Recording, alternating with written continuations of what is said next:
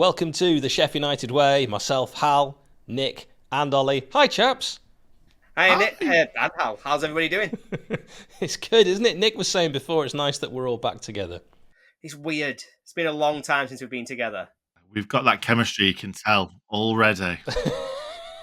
Well, we're going to bring you 4 players each that we predict will sign for Sheffield United this summer, 2024, ahead of the Championship season 24-25. We'll have a goalkeeper each, a defender, midfielder, and striker. And come transfer deadline day, we'll be able to review, look back, and see which one of us did the best with our predictions. So, Ollie, I would like you to begin.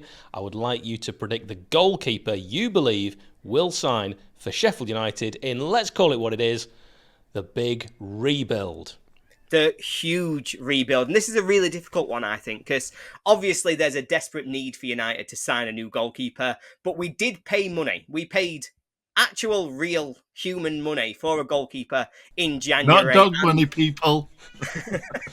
Real human money, guys. The money, just to make this clear, money in no nation is made out of humans. It's predominantly paper.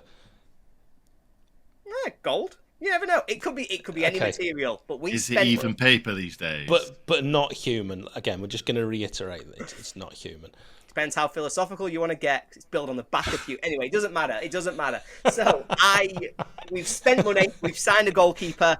It's something that, with United at the moment, it's not like we are genuinely going to be spending lots and lots of money. We've not got the huge budget. We all know that. And so when thinking about this as a goalkeeper, I'd have loved us to get Victor Johansson, but it looks like he's going somewhere else. And I actually think that for United, we're going to go back to a tried and tested technique. We've done it with Wilder before. It was a huge success. We brought in a young, lone goalkeeper from a team in the Premier League, which then drove United onto that sort of next level of success. It was really, really great with Dean Henderson. I think we're going to do it again. And I think we're going to get a guy, Carl Rushworth. Now, Rushworth spent last season on loan with Swansea City.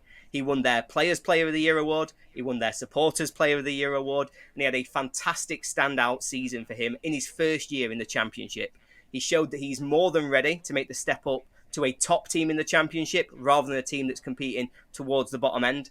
We know from the style of play that Swansea are going to want to take forward, from the way that they try to build up play, that he's good with the ball as well as being an excellent shot stopper. And so he's a real standout. Now, the difficulty with this is what's Brighton's situation. Now, Brighton have currently got 2 first-choice goalkeepers that they alternate between. They then got 2 young goalkeepers out on loan in the Championship, both of whom had pretty successful seasons by all things considered. So it sounds to me as though those 2 players will be made available. They will be able to go out on loan. They might not be available immediately at the start of the window. They might want to have a look at them, but I'm pretty confident that Rushworth is going to be available.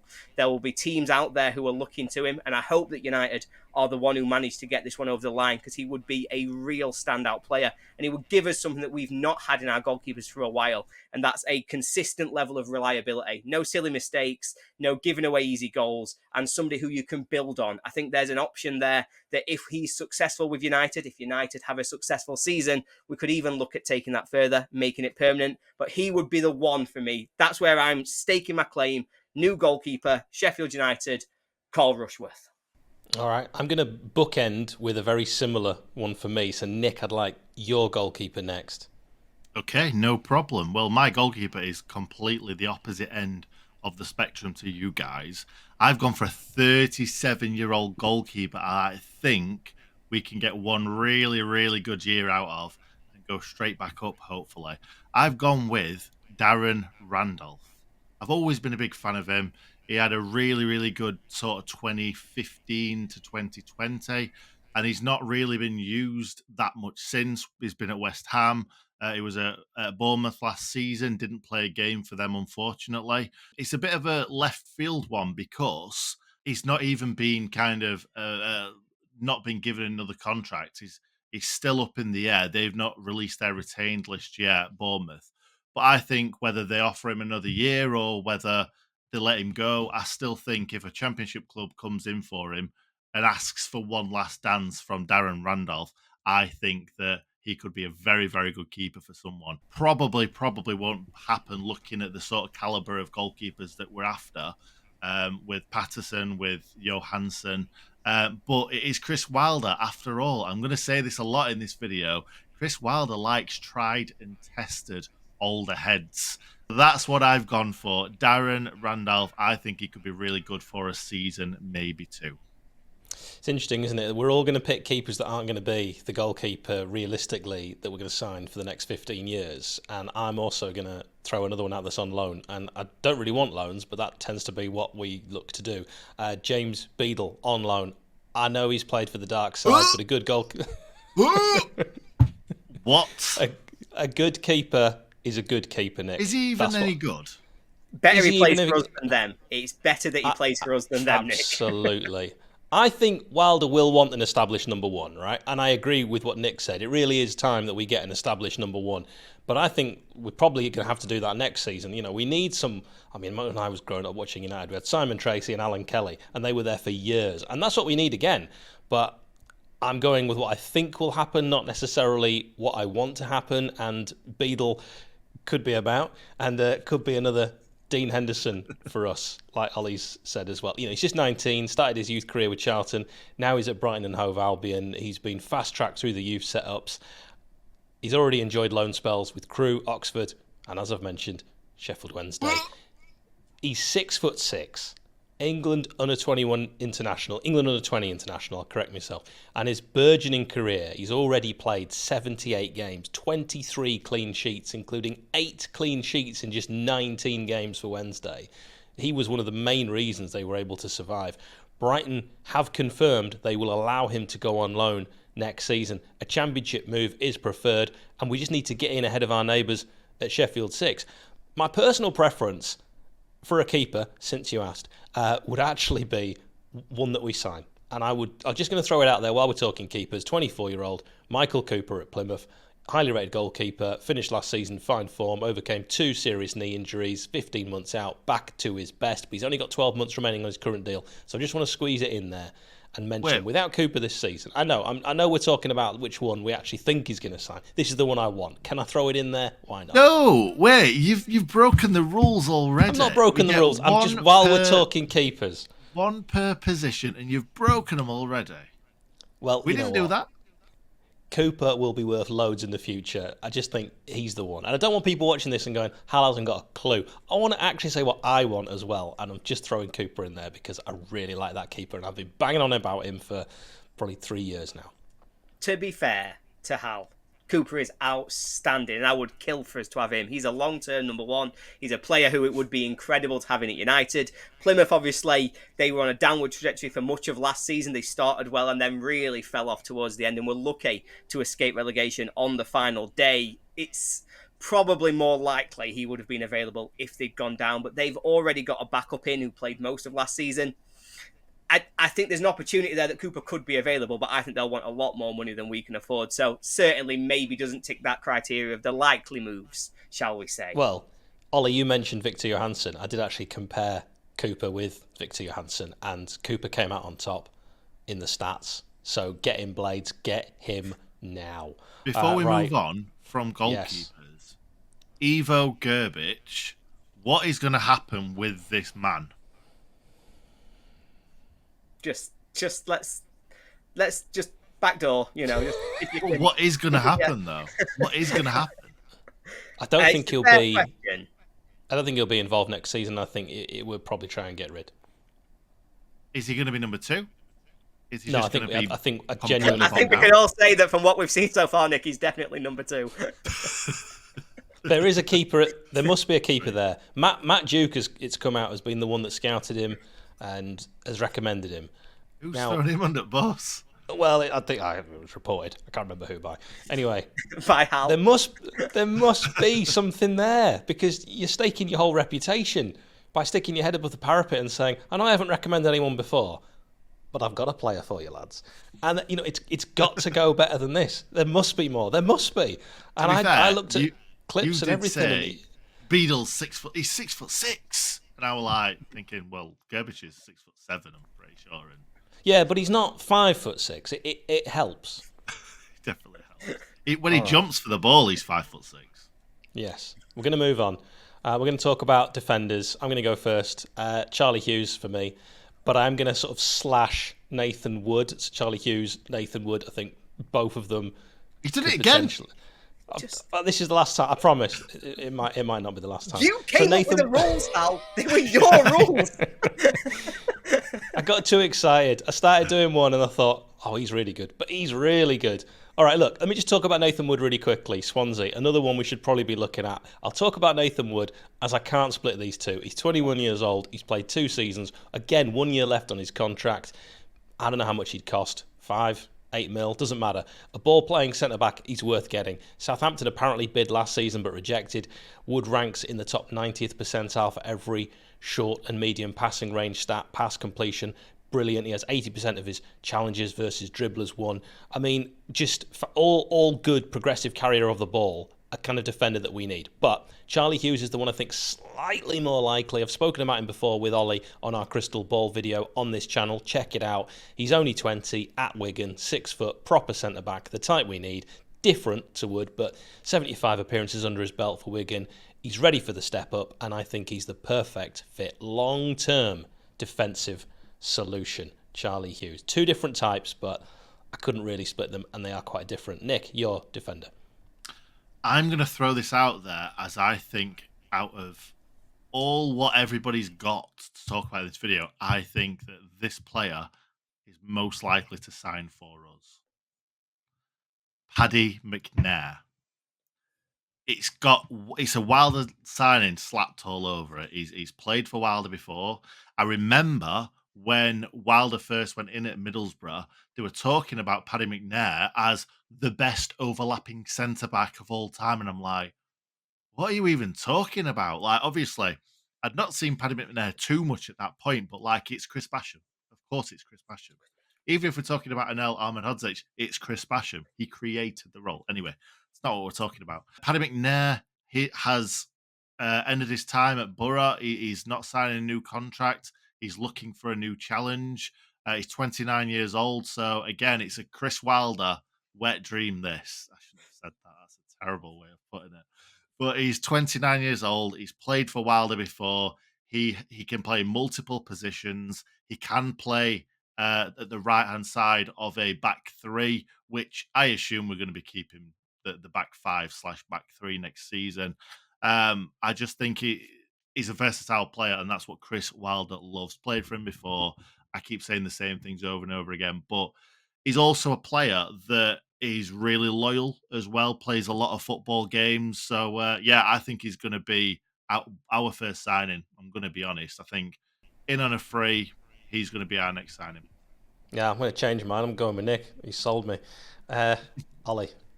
Yeah, I mean, I think Nick's probably nailed the one that does look most likely to come in. I think, though, my shout is also another player who is very, very likely to come to Sheffield United. I think there were big rumours that this one was going to happen in January. It wasn't able to get over the line for whatever reason. I think it will be revisited this summer, and I think it's pretty confident, shall I say, that one of the players who come in to bolster United's defence this season will be Nottingham Forest's Joe Worrall. Now, Joe Worrall is a player with bucket loads of experience in the Championship. He's played, I think, around 170 games for Notts Forest in the Championship. He's obviously been part of a team that has won promotion from the Championship. He's then captained the team to staying up and safety in the Premier League. He has got so much behind him right now. Now, if he's going to play for United, the question marks I have around this one is just about where he fits into our defence at the moment. He's not your natural overlapping centre-back. He's a very tactically clever player, don't get me wrong. He will bring a lot of attributes United are missing. He brings height, he brings athleticism, he brings nous, is what I'm going to call it. And, some people call it, 𝗓𝗄𝐿𝗲𝗶𝗄𝗏, shall we say, to try and make sure we're using the right words. But it brings the kind of... Just say the dark arts, Ollie. Dark art, pal. Thank you very much. He brings some... To be fair, I've just said Wilder's wet dream, and so I think you could get away with saying the word. Yeah, I thought if you said it once, Nick, it was fine. Saying it twice, more of a problem.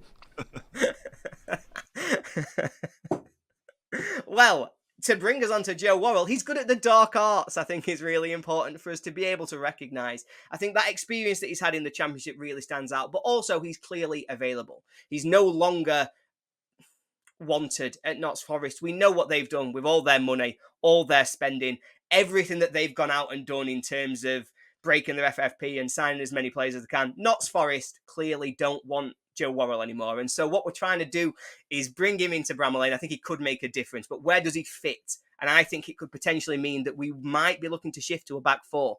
I think, we've got a lot of defenders leaving the club this summer. We're talking about whether Anel stays, maybe he doesn't. We've not got the natural overlapping centre-half anymore. So unless we are going out and recruiting back to the same system, somebody like McNair, for example, who would fit in there, if we're trying to have a little bit of a change, then Worrell fits that perfectly. And he gives us a few things that we haven't needed. We've been a soft touch all season this year. One of our biggest failings is how much of a soft touch we are. We're not going to be a soft touch if Joe Worrell comes in. He will defend us on set pieces. He might actually give us a threat at set pieces. How nice would that be to actually be a threat going forward on set pieces? Seems to me that his leadership, his physical attributes really make this a sensible signing. And it's one I expect United to be trying to do this summer. Well said, Ollie. We're going to stick with Ollie. I love how you constantly said Notts Forest. There aren't going to be Nottingham Forest fans watching this, but you got those little digs in there anyway, several times. I lost count after 3. Just in case. I'm already anticipating comments by people saying, Hal, your picks of pipe dreams are going to cost so much. I am anticipating Anel, Sousa, and obviously Archer going back and a bit of money coming in. So I think money could be spent with certainly if Wood was going to be looked at. With midfield, Ollie, where would you take us? I would take us to a player who I have wanted since 2019. We played Leicester at Bramall Lane in the Premier League. We'd just been promoted, and they had a young lad in central midfield who just stood out. Everything about him stood out on that day. His hair made him, first of all, you can't miss him as soon as he came onto the pitch. But his performance was just outstanding. He dominated our midfield that day. And when Leicester beat us, we all walked out kind of saying, they've got a player here, this young lad, centre midfield, who's represented England at the youth levels. He's going to be the one. Now, his career's not kicked on from there, but 𝗂𝗂𝗓𝗏 is the player that I want to see United looking to really try and bring in this summer. His time at Leicester has really been fragmented. He started really brightly. He's had a little bit of trouble, I think, in terms of on-pitch discipline, shall we say. He likes to pick up a yellow card. He, can sometimes get carried away. Last season, he was out on loan at Watford. Now, he stood out at Watford. The Watford fans were really disappointed. They weren't able to keep him at the club. But that also means he's got experience working with Chris Wilder. He's somebody who he's played under previously, somebody who he's tried to build a little bit of a relationship with, and who was a regular feature of Wilder's Watford side towards the end of last season. And so there's a little bit there that I think we can build on. He also gives me something that I've wanted in a United team for a long time. We thought we were going to get it last summer. When Vinny Sousa joined United, I thought, you know what? That's what I've wanted. We want an athletic midfielder who's going to be a defensive destroyer. People aren't going to get around him easy. He's going to be committed to the cause. And if you're trying to dribble past him, he's going to tackle you. He's going to win the ball off you. And if he doesn't, he's going to make sure that you don't keep going. He'll either foul you or get it off you. And maybe that's not quite what we've had. That wasn't quite what was delivered as the season's gone on. And that's what I think we need. I think we need to bring that grit to our midfield. Our midfield is relatively settled. I think we've got the bare bones of what will play the majority of our 46 games in 𝗂𝗏𝗏 and 𝗏𝗏𝗏. That's a partnership that will be outstanding in the Championship next season. But I do think they need some defensive protection around them, a ball winner around them. And that's why I think 𝗂𝗂𝗓𝗏 is the answer to that problem. No stranger to the dark arts, as you've Dark sort of alluded arts. to He there. loves the dark art. Well. Just really hoping we keep hold of 𝗏𝗏𝗏 and 𝗂𝗏𝗏𝗏 as well. But we'll worry about that in a future video. Right, me next, and we'll do Nick. So midfield, Lewis O'Brien will be linked, and he's a decent option. But I'm saying Mark Leonard, as I've done an in-depth video on him on this channel. Not that long, don't worry. It's about 10 minutes. Check it out. Also available as an audio podcast. I will just say that EFL debate pundit Gab Sutton, who Ollie knows well, shared this on Mark Leonard. Fantastic midfielder. Think prime John Fleck. I've seen him hit a diagonal before on the half volley. So definitely one to get excited about. And I also had on Reddit a conversation with a Northampton fan who goes by the name of Ostrich Song. As a Northampton fan, whoever gets Mark Leonard will be lucky to have him. He's got so much technical ability. He can score amazing goals. He can defend. His ability to pick out a pass is simply brilliant. He's a passionate player, and he's destined for the very top level. I've said enough already on him. Nick, your choice. Just before Nick does come in, a little question. How many Brighton loanees do we think United can get next season, just based on where we are in the video so far? We've mentioned 3 already, haven't we? Good point. Also, I want to make the point that Hal said like 2 names again. Whether you didn't say a lot about Lewis O'Brien, but you mentioned 2. So Lewis O'Brien's not my choice. Wood wasn't really my choice. You had to get it in there, didn't you? Mike because Cooper what he'll do is my choice. What he'll do is, if we sign one of these other players, he'll be like, "Well, I did say him in that video, remember?" I did say it, and I'll clip it. I'll share it, and I'll clip all of this off. There you go. All of this nonsense from Nick. That's gone. So I've gone for another 29-year-old footballer that I think that Chris Wilder loves. 29, apparently, I'm saying it, I keep saying it, is the age that Chris Wilder loves the most. He's a Preston and North End footballer. He's been a Preston North End footballer for 11 years. It's Alan Brown, if you haven't guessed already. 374 league appearances in 11 seasons. In 9 seasons, he's played over 30 games. In 8 seasons, he's played over 36 games. This is league games, by the way. Over 8 seasons, he's played 36 league games. And in 6 seasons, he's had an average rating of 7 out of 10. So you know what you're getting with him. I don't think he is a defensive destroyer, as Ollie said we need. Me and Hal had this conversation about, are we going to be trying to look at signing midfielders, which I think, I don't know if it was Ollie or Hal said earlier on that we probably won't. That's probably a position that we kind of set with. But if there is going to be a midfielder that I'd love to see us sign, it is Alan Brown. Now, he's been offered a new contract at Preston North End, but it doesn't look like he's going to sign it.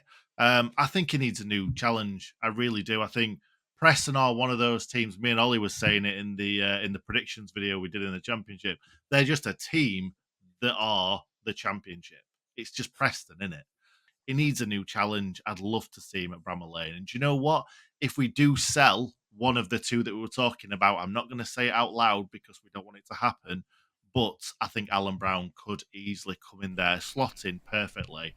And he scores goals as well. He does score goals. He's had some seasons where he's been the top goal scorer for Preston from midfield too. So we certainly need goals from midfield, and that's how you get promoted, by kind of dotting 5s and 6s around the team. So it'd be nice for a player to come in who does score goals. So yeah, I'd be very excited to see us sign him. I mean, we went very against Sheffield United tradition by signing a player with the name of 𝗍𝗍 It's much more terra firma to sign a player called Alan Brown. That is what we grew up with. That's what we know. We're safe with that. I feel safe with a signing like that. Yeah, do you know, I've also just realised I have gone for a Republic of Ireland international in Darren Randolph. Then I've gone for a Northern Ireland international in Paddy McNair. And then I've gone for another Republic of Ireland international in Alan Brown. So it's the Sheff United way. It's classic Wilder. Let's get it back.